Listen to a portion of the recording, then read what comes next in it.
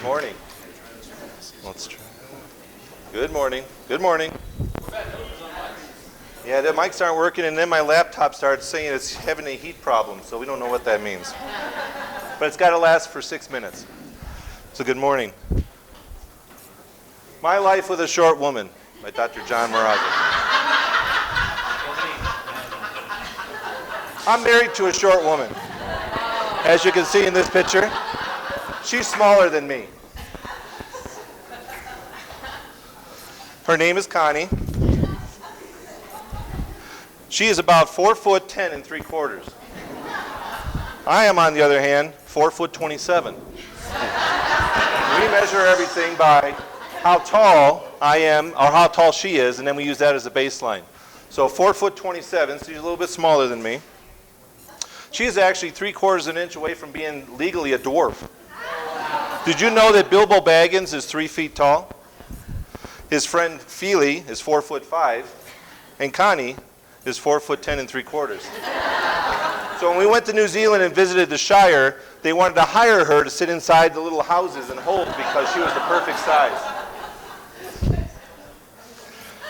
I've had to give up a lot because I'm married to a short woman.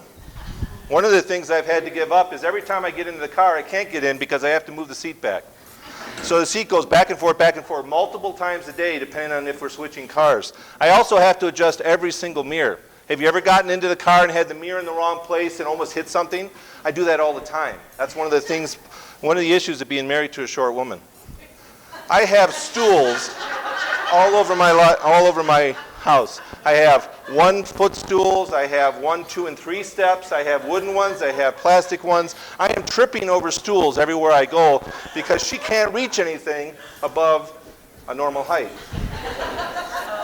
I've had to give up my wife wearing a very sexy button-down white-collar shirt because it looks like a tent. When she wears my clothing, it goes all the way to the floor, covers everything up, it defeats the purpose. So I've had to give up the dream of my wife wearing the white button-down shirt.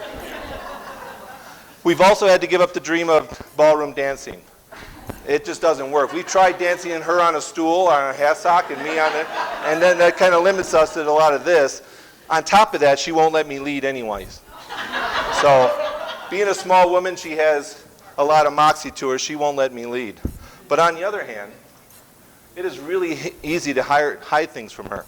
I put them up on the refrigerator, and she can't see the gift. So it's hidden from her. But on the other hand, the top of the refrigerator is always very dusty, and I have to clean it because she doesn't see it.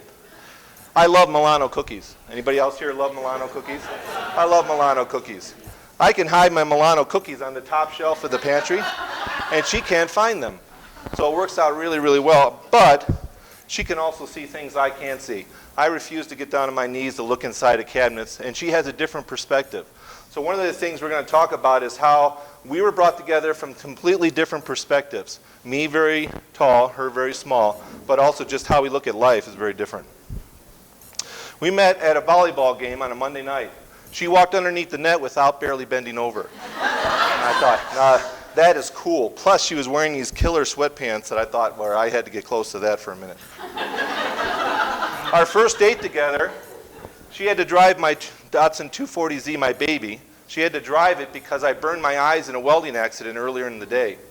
So she had to drive my car home. Well, I'd taken the seat out and moved it way back.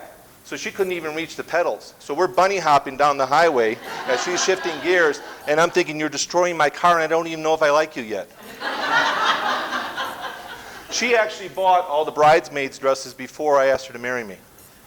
She had them all lined up on the bed. She got a deal. She's extraordinarily frugal. So she bought all these dresses, and then she says, hey, I got all the dresses. All my buddies were going to corner her and change her mind about her approach. I asked her to marry me before she did. So we got married, and as you can see in this photo, we're not standing side by side. She is always sitting on something because that makes us about the same height. That would make her legs extraordinarily long.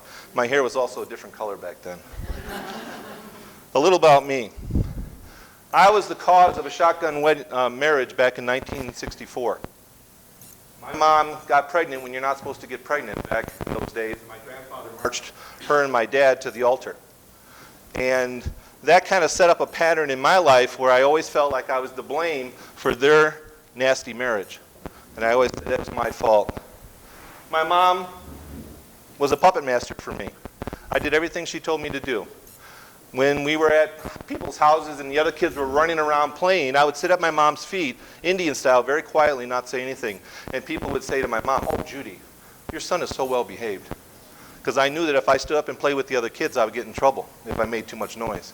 So my mom was a puppet master. She kind of controlled me. Their marriage lasted until I turned 15 and then broke. My dad basically said, I stayed with you for 15 years so I didn't have to pay as much child support. That was his excuse for the divorce.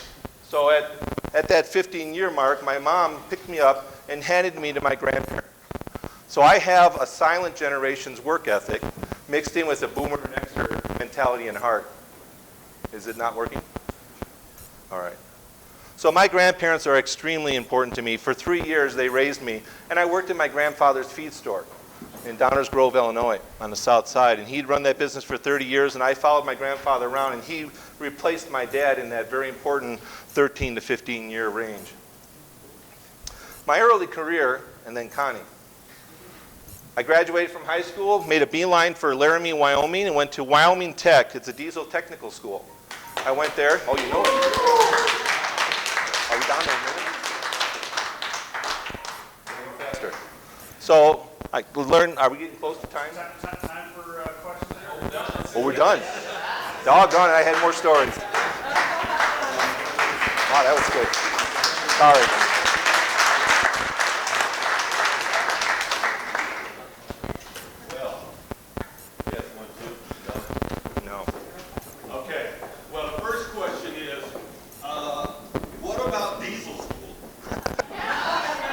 Diesel school. So I went to Laramie, Wyoming and learned how to work on trucks because my parents and my grandparents told me you weren't smart enough to go to school, so you should work with your hands. And I learned how to work on trucks, and I did that for 5 years. And the old mechanics would come to me and say, get out of this career because it takes a strong back and a weak mind to be a mechanic. And that was coming right from older gentlemen who were in the market. So I said, I'm going to go to DeVry and learn how to work on computers. And this was back in the early 80s. And they all came to me and said, great idea. You ever show back up here again, and we'll kick the snot out of you. Go and work on computers and don't come back. So I went and worked on computers for 25 years.